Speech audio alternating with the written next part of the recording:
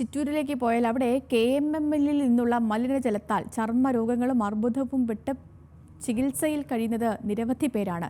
ചിറ്റൂർ ഗ്രാമം KMML ഏറ്റെടുക്കുമെന്നൊരു വാഗ്ദാനം അത് കാലാകാലങ്ങളായി ഉണ്ട് എങ്കിലും ഇനിയും ഈ വാഗ്ദാനങ്ങളൊന്നും പാലിക്കപ്പെട്ടിട്ടില്ല എന്നുള്ളതാണ് യാഥാർത്ഥ്യം.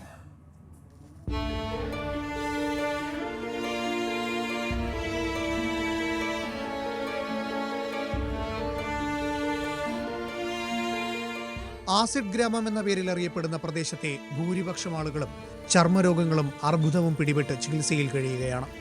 മണ്ണിനും വയലിനും വീടിന് ചുറ്റും കെട്ടി നിൽക്കുന്ന വെള്ളത്തിനു പോലും ആസിഡ് കലർന്ന കടും മഞ്ഞ നിറമുള്ള ഗ്രാമമാണ് ചിറ്റൂർ. കുടിക്കാനും കുളിക്കാനും വെള്ളമില്ലാത്ത ജനത. വീടും നാടും ഉപേക്ഷിച്ച് പലായനത്തിനൊരുങ്ങുന്ന 700ഓളം കുടുംബങ്ങളുടെ ദുരിതത്തിന് പതിറ്റാണ്ടുകളുടെ പഴക്കമുണ്ട്. കരിമണൽ സംസ്കരണ സ്ഥാപനമായ KMMLന്റെ ഭൂമിക്കടിയിലെ സംഭരണിയിൽ നിന്ന് 90കളുടെ തുടക്കത്തിൽ അയോൺ ഓക്സൈഡ് ചോർന്നതോടെ ചിറ്റൂരിൽ ആസിഡിന്റെ അമ്ലത നിറയുകയായിരുന്നു. ഇതോടെ ശ്വാസകോശ രോഗങ്ങൾ, ത്വക്ക് രോഗങ്ങൾ, ഹൃദയ സംബന്ധമായ പ്രശ്നങ്ങൾ, ക്യാൻസർ എന്നീ രോഗങ്ങളാൽ ബുദ്ധിമുട്ടുകയാണിവർ. എൻ്റെ വീട്ടിൽ വെള്ളം കയറി ഒരു വെള്ളമായിട്ട് പെരയ്ക്കകത്ത് നിൽക്കുന്ന കണ്ട് കമ്പനി നാളിനെ വിളിച്ച് കണ്ടെഴുതി പോയി.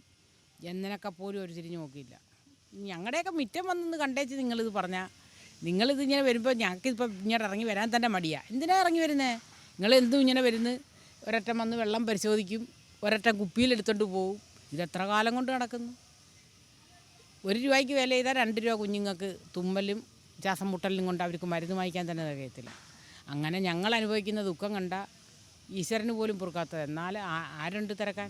ചിറ്റൂർ മേഖലയിലെ പ്രദേശങ്ങൾ വിലയ്ക്ക് വാങ്ങുന്നതിന് KMML കമ്പനി സന്നദ്ധമാണെന്ന് സർക്കാർ അറിയിച്ചെങ്കിലും നടപടികൾ ഒച്ചിഴയും വേഗത്തിലാണ്.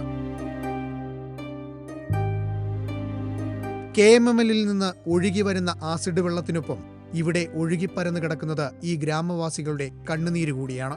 പലായനത്തിനായുള്ള നീണ്ട കാത്തിരിപ്പിലാണ് ചിറ്റൂർ നിവാസികൾ. ന്യൂസ് മലയാളം, കൊല്ലം.